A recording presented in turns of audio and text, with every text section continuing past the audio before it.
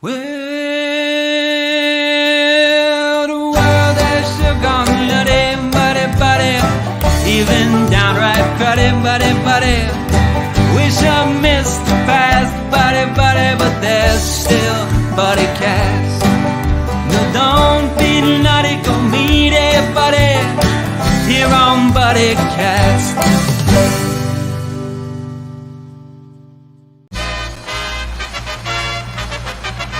Ladies and gentlemen, please welcome the founder and host of Buddycast, Nick Sorensen.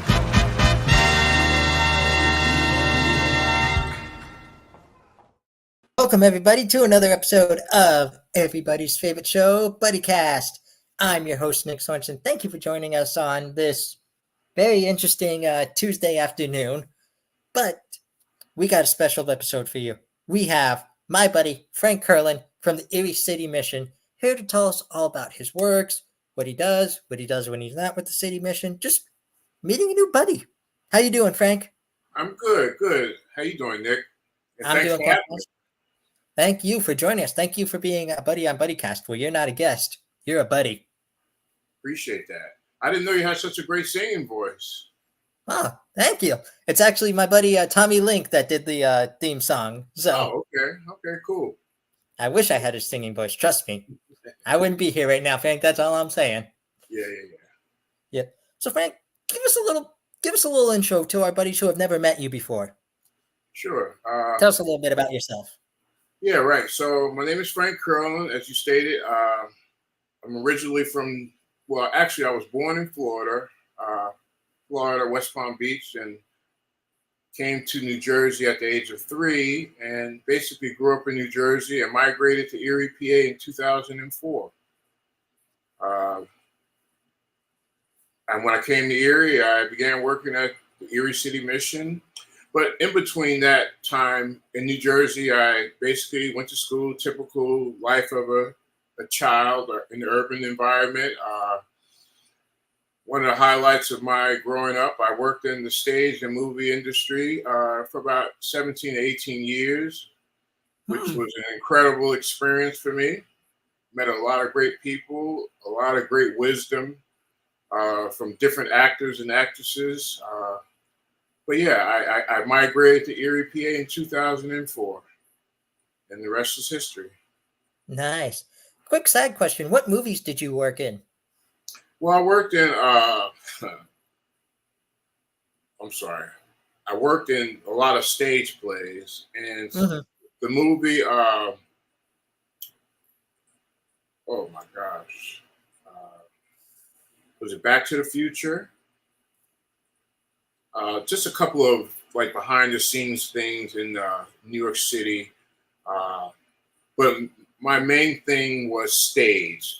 Every stage production and theatrical production is what I did. I worked for Local 2152, Cats, My Fair Lady, Phantom of the Opera, Sweeney Todd. Any and every stage production you could think of is what my forte was. Electrics. That's what I did. Nice. The movies were few and far in between, but we say Local 2152 because it's a brotherhood, sisterhood of unions married together. But stage was the meat and bones of what I did. Wonderful. Out of all the shows you did, which ones were your top favorites? Which ones did you enjoy the most? Honestly, Nick, working with stage, you have to. So as I stated, electrics was my deal, and so as a spotlight operator, you had to put on a headset and listen to the stage manager call a show. And so I learned a new appreciation growing up on soul music. You had to follow the show with the stage manager. So listening to the orchestra and paying attention to everything that's going on, I learned a new appreciation for music. Phantom of the Opera was one of my favorites. The love story between the characters. My Fair Lady was another one. Singing in the Rain. I mean, Gershwin's stage productions were just amazing. Peter Pan, another great one. The music in all of these stage productions. Les Mis, all great shows. So it's not. I can't pick one favorite. Can't pick one. Yeah, and that's why I asked you what are some of your favorites. I mean, yeah, there's so many. So when you came to Erie, what brought you to the City Mission where you currently work today? So actually, right before 9/11, I was working a Howard Stern New Year's Eve show. So I was working on a Howard Stern New Year's Eve show, and my life began to unravel. I never forget this evening. We had to put peanut butter on a lady, and I won't go into too many details, but some of the guys in the wings of the stage, we had to throw bread on a female that was covered with peanut butter. It was just a gimmick. Howard Stern was really wild back in those days. And throwing that bread on this lady with the peanut butter, after that, it was an after party, and I began to indulge with substances. We partied with the cast and crew. And I experienced with mushrooms. So substance use, and substance abuse led me to Erie. And what it was that I met a little old Italian lady at a local hospital in Newark, New Jersey. I went there for help. And she says, Frank, my grandson went to a place in Pennsylvania, Erie, PA, called the Erie City Mission. He went there and he got help, and it changed his life. So she helped me make that referral to the Erie City Mission back in 2004. She called, and the rest is history. I got here in 3 days. I spoke to a gentleman by the name of Bruce Smith, who was very instrumental in helping me make the decision to change my life. And that's what I did. I got here and I completed the program successfully. And my plan was to come back to New Jersey and go back to the work that I loved. But something kept tugging at me. At that time, there was a book out called The Purpose-Driven Life by Rick Warren. And I read that book. And there also was a group called Overcomers Outreach. At that time, the programs were Alcoholics Anonymous and Narcotics Anonymous for people struggling with abuse. And I leaned towards Overcomers Outreach, which was more of a faith-based approach to addiction. And that successfully did it for me. And so that's what led me to Erie, and that's what kept me on that path of recovery, Absolutely. And you kept working with the City Mission to where now you have a position with them, Correct. What kept you with the City Mission? Like, what kept you to give back to an organization that helped you get to where you are today? Right. So as I stated, I initially wanted to go back to the work that I knew and loved, but that book, Rick Warren's Purpose-Driven Life, kept tugging at me, and I was trying to take my will back and do what I wanted to do, but God had a different plan. I kept fighting that, and ultimately, over the years, God kept saying, no. And that's what ultimately happened. I remained obedient. I stayed here. The Erie City Mission gave me a position working in a homeless shelter. And that's how I began ministering to people and helping them figure out their lives. And I did that for about 19 years, helping those that are homeless or unsheltered is the new language that we're adopting to figure out their lives, to see that there is a different path, that they don't have to travel down that road that they were traveling, and try to encourage them. So now currently I'm working in the New Life program as a case manager, trying to help those who are struggling with substance use disorder and try to encourage them in finding a different path in their use of substances, to see that there is a different path and there's a different way to live. Wonderful. With the amount of people that walk through the doors seeking services from the Erie City Mission, how many people do you think you meet on a monthly basis? Oh boy. So we have so many programs, with our meal ministry, we have men, women, children, or families in general come in on the day-to-day for meals. With that alone, it could be hundreds every day that we serve. So I would say hundreds of people each day Our men's shelter houses 56 men.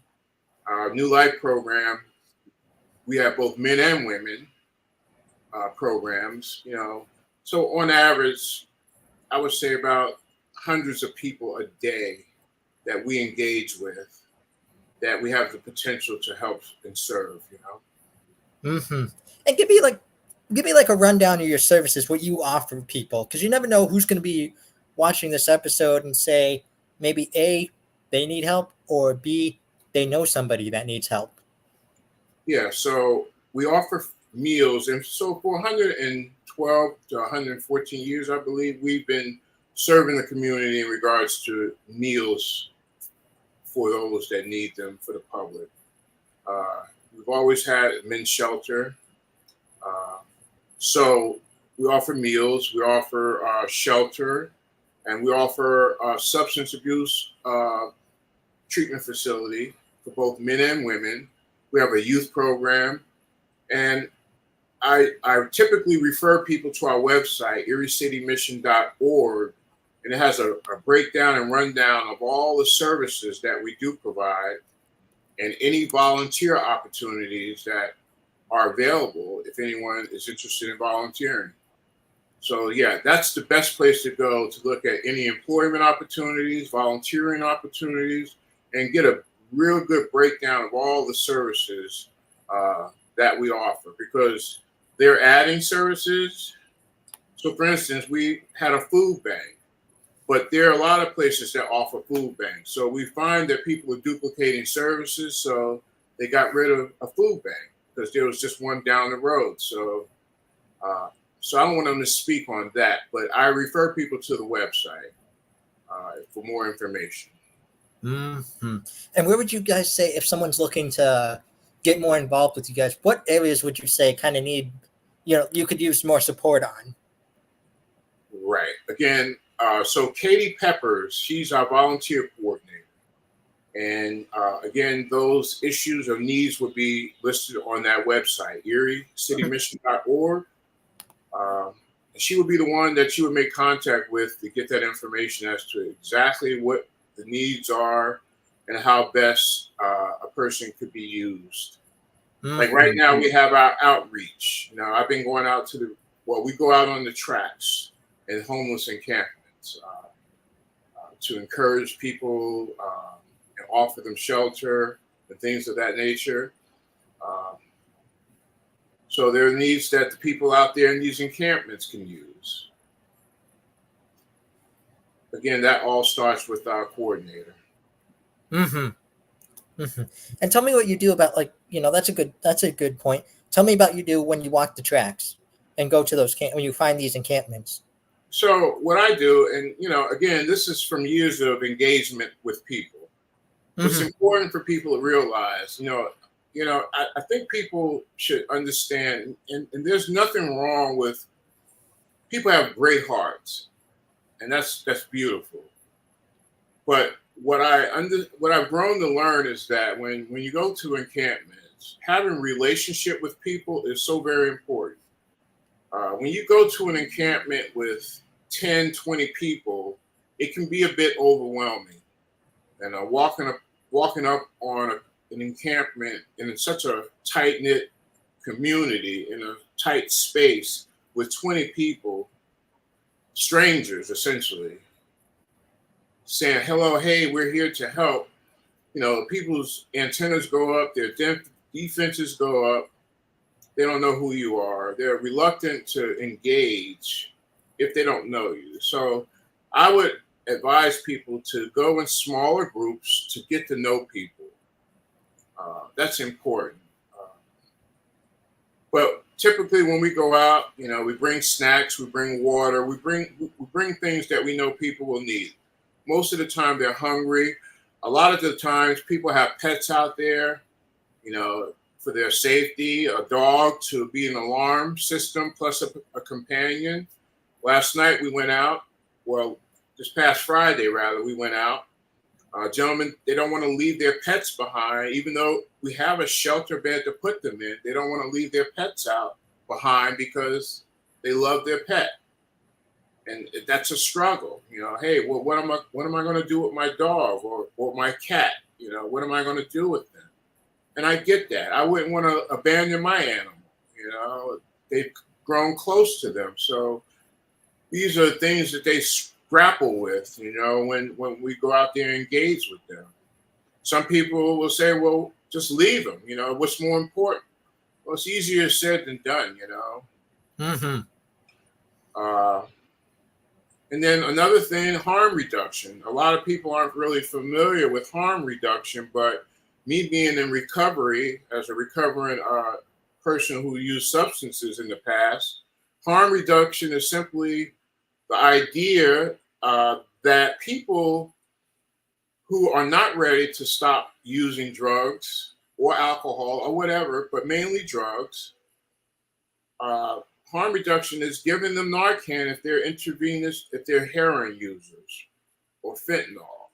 The Narcan is essentially if they OD, that someone there could save their life, to give them another opportunity to perhaps go to a rehabilitation center to change. Because without that Narcan, they will just die. Some people will say, well, hey, if they ingest that drug, let them die. I mean, what would God do? What would Jesus do is my question. So, I mean, there are a lot of tough questions to really tackle in society, how people view addiction and things of that nature. But I mean, each person has to wrestle with that on their own. But me personally, I'm about saving lives and helping those who struggle in the best way that I can. Do I condone people using drugs? Absolutely not. Do I want to save and help people to the best of my ability? Absolutely, yes. And how do we do that? How do we figure it out? Maybe it takes us to all come together to figure out a way forward to make it happen, Mm-hmm. So, yeah. Definitely. And that led to a follow-up, or I just had a follow-up question. I apologize. Yeah. You said just, it literally just went out the back door for me. I apologize. Rare occurrence. Okay. If it comes back, I'll go here.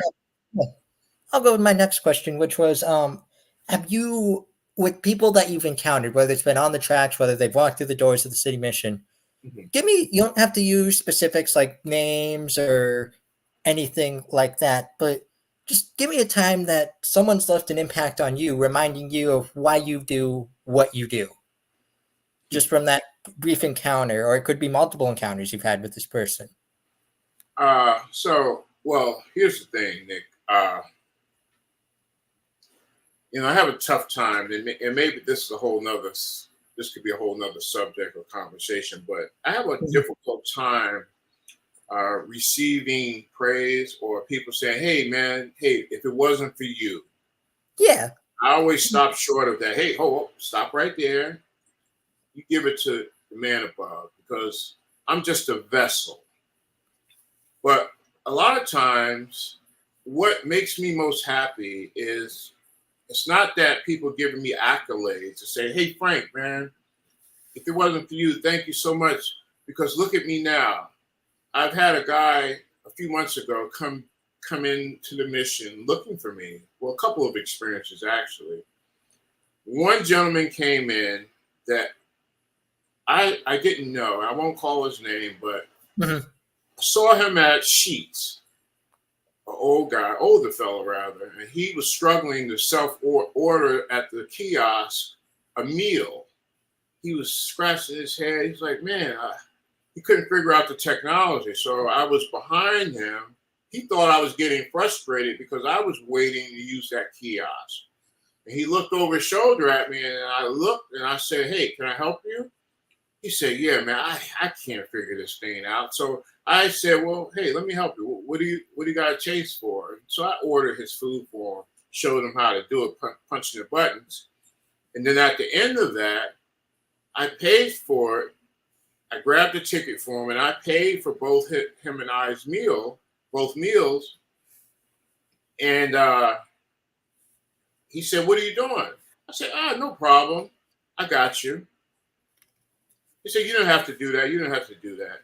Anyway, long story short, 3 or 4 months later, he comes down to the mission. So as we were waiting for our order, he asked me where I worked. And I told him what I did. He told me he was a recovering alcoholic. He said, oh, wow. So we had that in common about our stories in recovery. He came looking for me 4 months later to pay it forward, and I wouldn't accept it. Come to find out,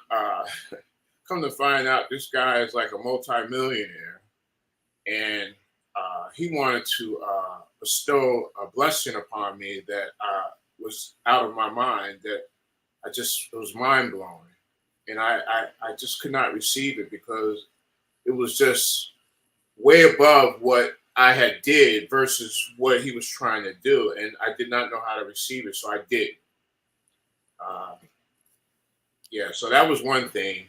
And the second thing is to see another guy that I helped in the shelter specifically come through with his wife and 2 daughters who people just gave up on him.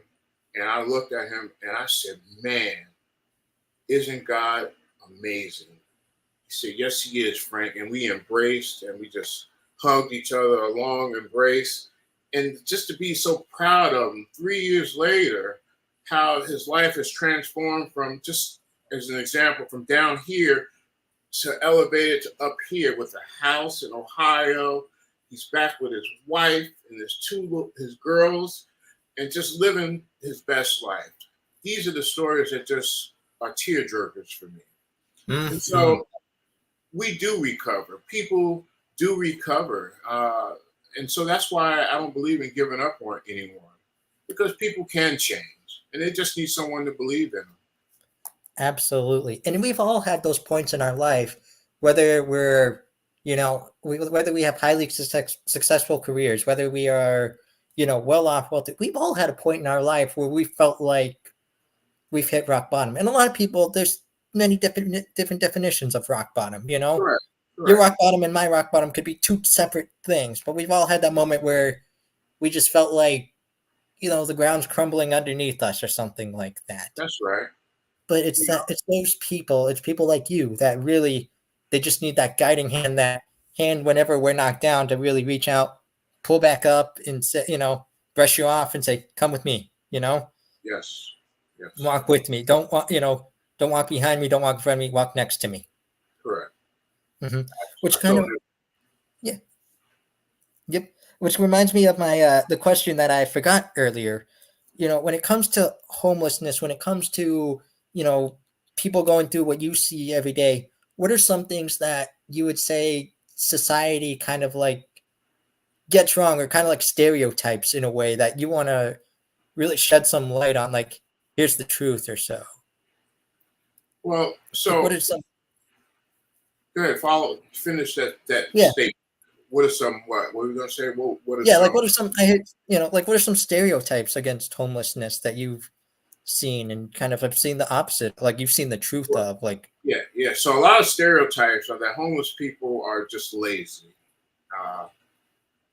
And I would just say that that's definitely not the case. If you've seen how resilient and how hard working homeless people can be, oftentimes I hear people say, well, if they're such hard workers, why don't they use that skill in a more productive and constructive way? A lot of times I don't believe people realize that a person's condition is a result of them managing the pain that they're actually struggling through. I think that homelessness is a condition that a pain that they're facing is a symptom of something deeper. I don't have all the answers, so I can't speak for every person's situation. Some people choose to be homeless because they want to be off the grid. Some people are homeless simply because they make bad choices.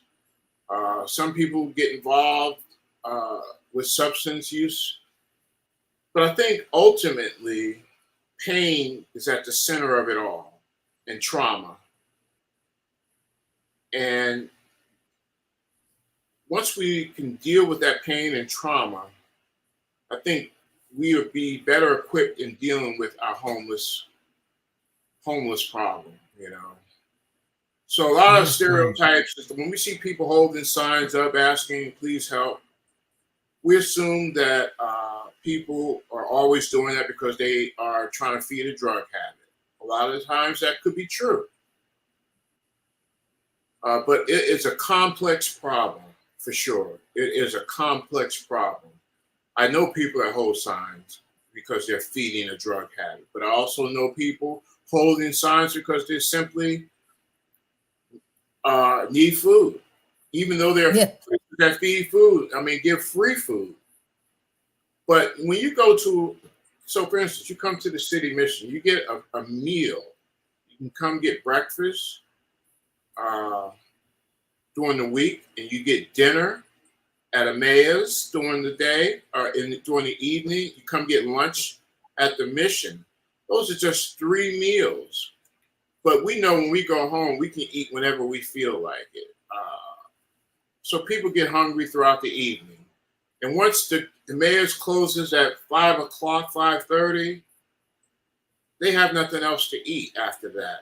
So they can get hungry later. So if they hustling out there for food, I get that. But I'm not saying everyone's doing that out there holding signs for food. I'll be naive to say that. So every person is different, is my point. Absolutely. You never know what someone's follow your heart, you know, follow your heart. You know, I let God lead me in all things. I'm going to get some pushback. You never know what someone's going. You never know, exactly. You never know what someone's going through. And someone will listen to this and hear this and have some pushback, and I get it. You know, but there is no black or white answer to this problem, you know? No. And like you said, every case is different. You never know, you know, if you just generally assume everyone out there, you know, like you said, that everyone that's homeless is just lazy, doesn't want to work everything, then that's how you're going to view everyone in this world, basically, you know? That's how you're going to view just everything right then and there. It's not going to change your perspective when you see someone who's going to a simple place like McDonald's asking for a job because they want to work, you know? Yeah. There are people who have jobs that are sometimes lazy. Yeah, absolutely. You know, Nick, when I go to the encampments, the homeless encampments, the tracks, there are so many people with so many incredible skill sets, good with their hands, former plumbers, electricians who fell upon hard times. I believe that if we can get these people together and just give them opportunity to refocus and clean themselves up and get them mentored and encouraged, that they can become productive members of society again. It's just a matter of someone believing in them again and just giving them yet another chance to figure it out, and not throwing them away, you know. Just my thoughts. You nailed it on the head, my friend. It's all about just giving a chance, taking a chance. How many times in the world have we taken a chance on somebody and we've seen the positive outcome? How many times has someone walked through those doors at the City Mission, you've taken a chance on them rather than just, we'll just give you a meal and send you on your way or something. You've said, I see potential in this person. I think something good is going to come with them. And they come back 3 years later and say, hey, if it wasn't for you, if it wasn't for this service, I know you said, like, you kind of reviewed that, like, you kind of like, hey, it's all God's work. But like them saying, like, if you hadn't been like the stepping stone in the beginning, well, God uses people. Exactly. There's so many success stories at my place of employment. You know, God used me, and I'm there 20 years later now. I got there May of 2004, and here I stand still 20 years later. And there's other examples of that at my employment. You know, I wanted to say this real quick before I forget, that without volunteers, a lot of what the Erie City Mission does wouldn't be possible. And, you know, we have a vibrant youth ministry, Rosemarie Crochet, Urban University, you know, a very powerful youth ministry that pours into the community. The volunteers are amazing. That's another component that I wanted to add to what the city mission offers. Uh, there's always a need there as well. So, yeah. And I can personally, I haven't volunteered with the city mission or anything, but I can personally attest how volunteering changes life, perspective, you name it. Because this is a story I want to incorporate before I forget. I remember I asked you about an individual the first time we met. Yes, sir. I asked you about him because here's the backstory. I met this individual at one of my high school, at a dinner my high school put on. It was a Thanksgiving or Christmas dinner for those who are less fortunate. Right. I was, it was, and you probably have had those days before where, you wake up and you're kind of just not in a mood, but like you've got a lot on your plate today. You've got a lot of stuff to do.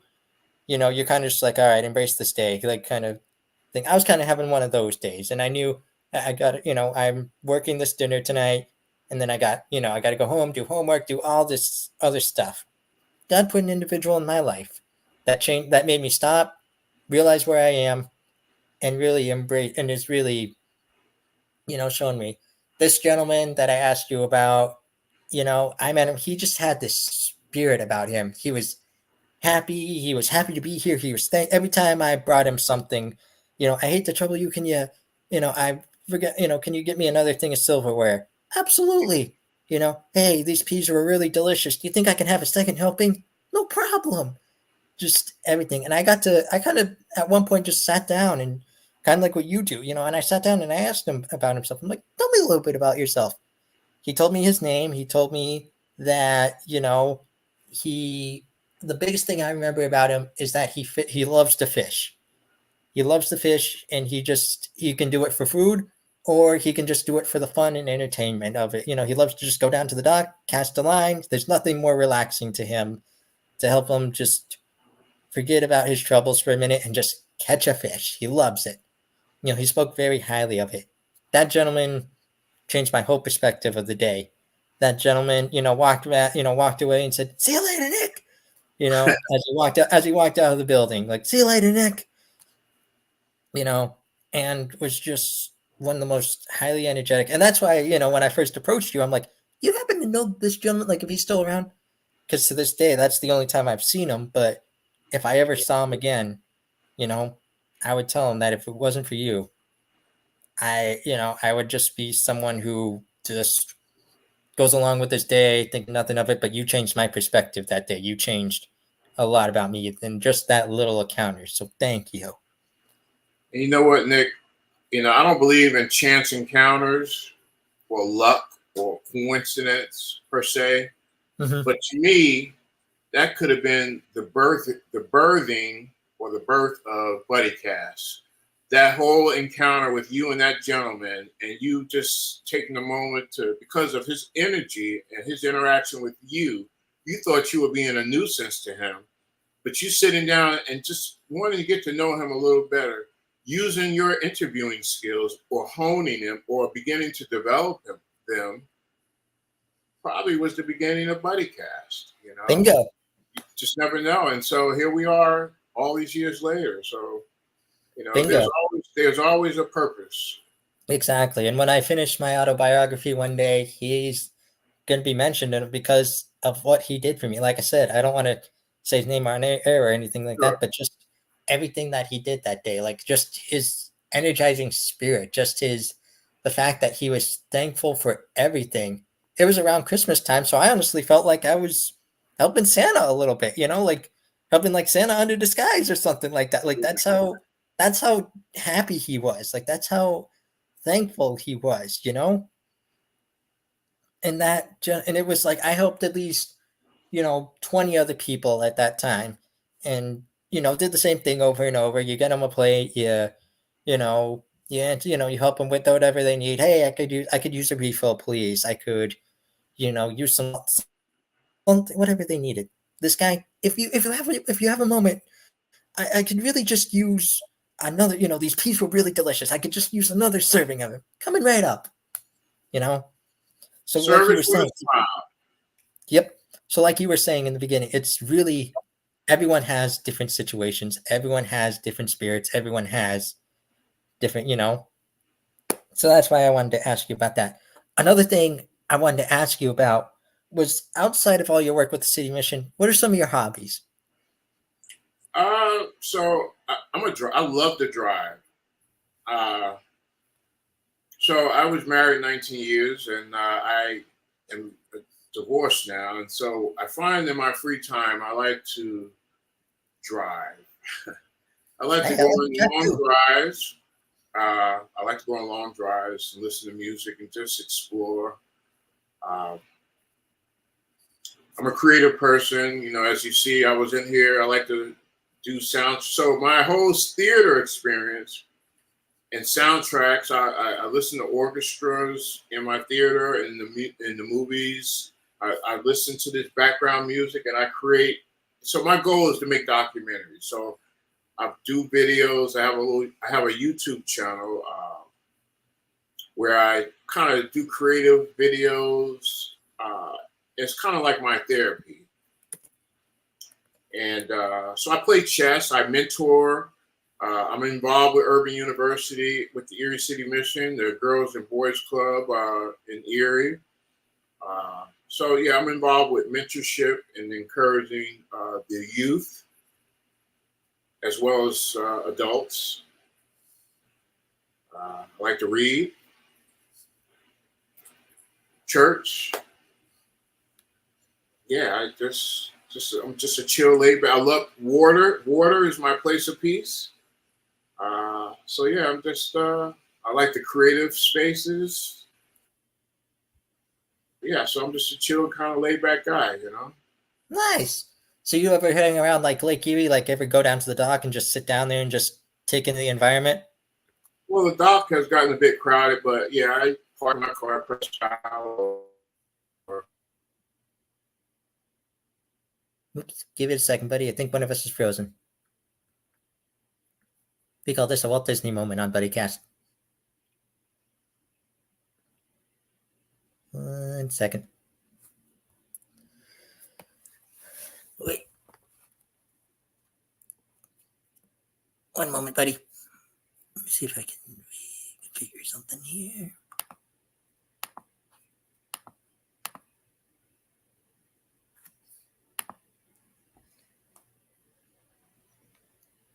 One moment.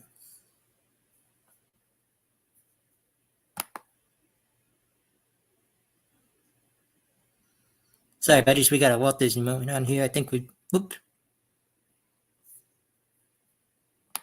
Think we lost our buddy here. But for those who are tuning in, we're talking to my buddy Franklin Curlin on Buddycast. Franklin is involved in the Erie City Mission. Let me see if he can log back in real quick. We apologize for the delay. Let me text him.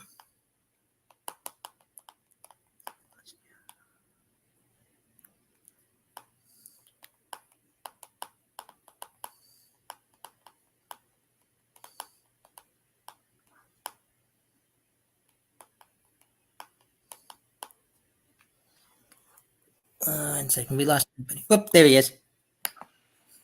all right. 1 moment. 1 quick second.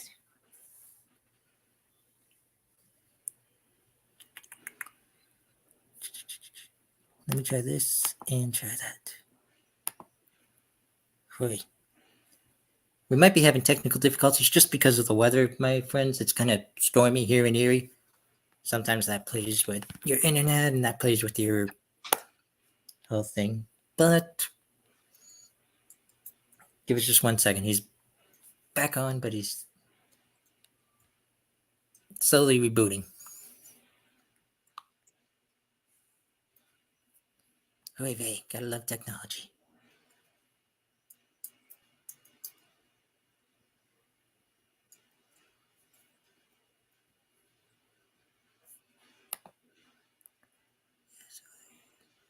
Yep, he just confirmed with me the weather in his area is kind of crazy at the moment, so I think the weather might be playing something.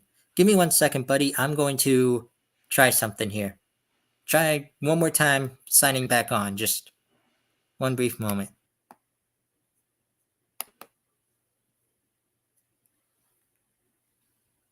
Try to sign back on. Worst case scenario, I can always pull something. We'll pull another. Well, part 2 episode. Or at least you can still hear me. I might have a backup idea. Give me 1 second here.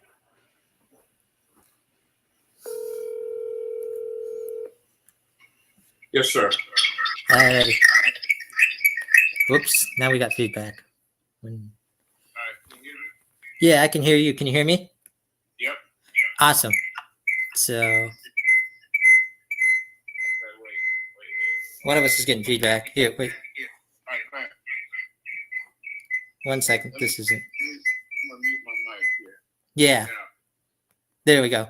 I was about to say one of us is getting feedback. So, if our buddies are listening and you can hear this, all right, Frank. So we have you on stage. It's just the matter of your system's rebooting. I think it's just because of the weather. But Yep. all right. So I think our buddies can hear you from here. Tell me about your YouTube channel. All right, 1 second. Nick. Put these-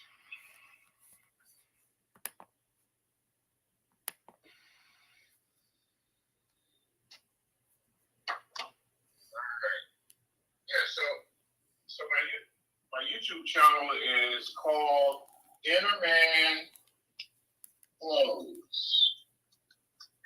It's all one word. I'm gonna type it in the chat. And essentially,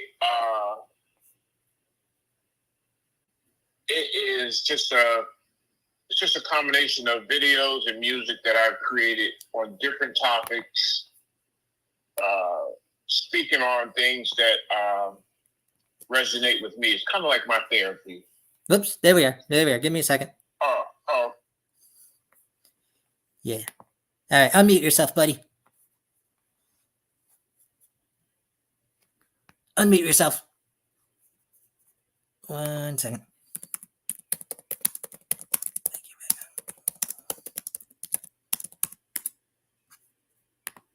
man. Oop. You were back on.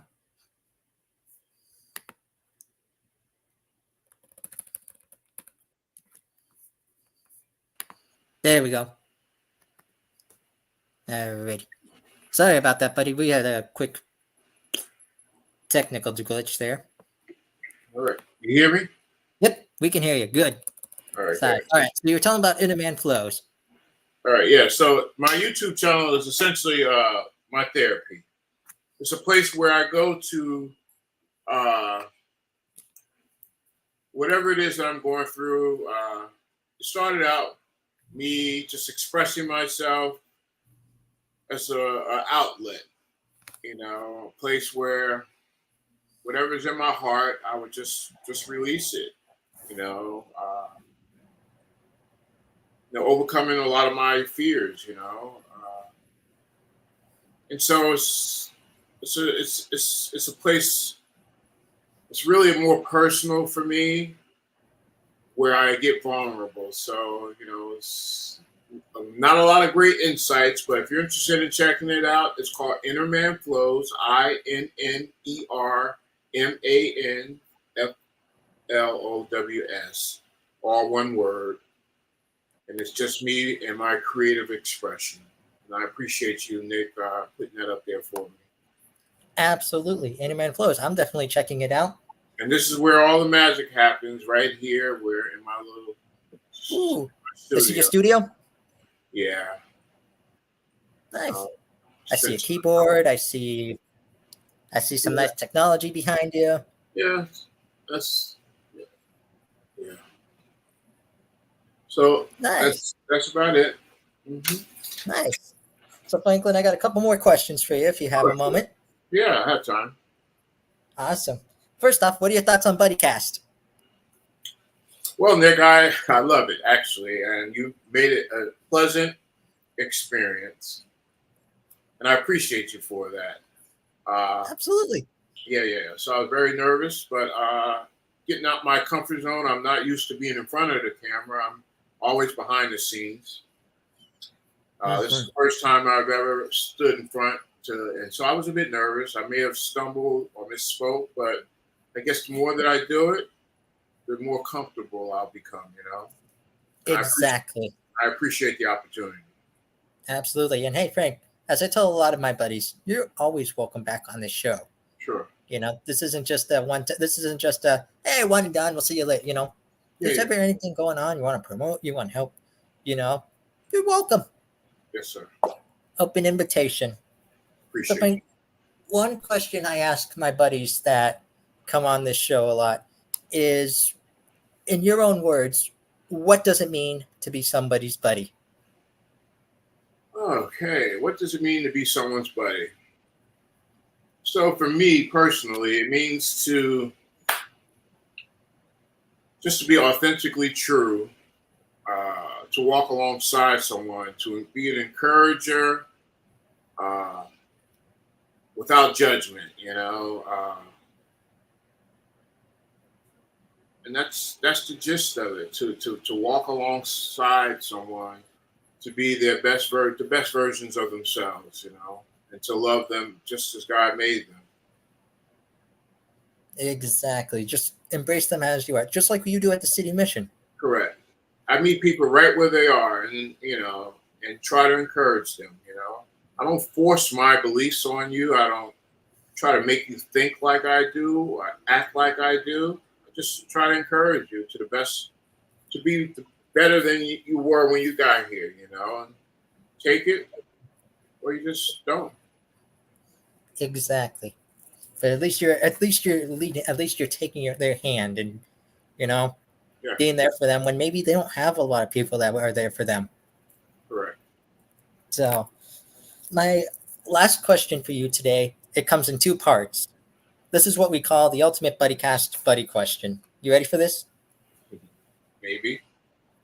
For anyone out there who's maybe going through a tough time or knows someone that's going through a tough time that could really just use a little help, support, guidance, stuff you do on a daily basis, what's your advice to them? So if you are in a crisis situation, like when I say crisis, I mean in terms of you want to hurt yourself or hurt someone else, but you don't know where else to turn, then I literally will call crisis. I would call crisis and get guidance for that because you are in extreme danger. If you are in need of assistance in terms of, hey, I'm ready to stop doing what I'm doing. I'm ready to change my life. I just need to make better choices. Then I would give us a call. Give the Erie City Mission a call or any substance abuse facility,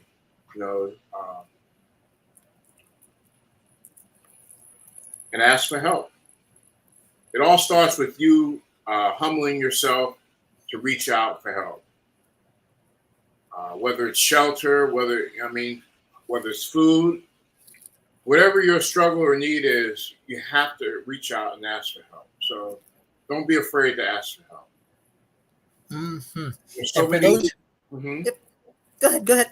No, I was just saying there are so many agencies out there that's available to help people who are in need. A lot of times, barrier is for people that they are afraid or too much pride in asking for help.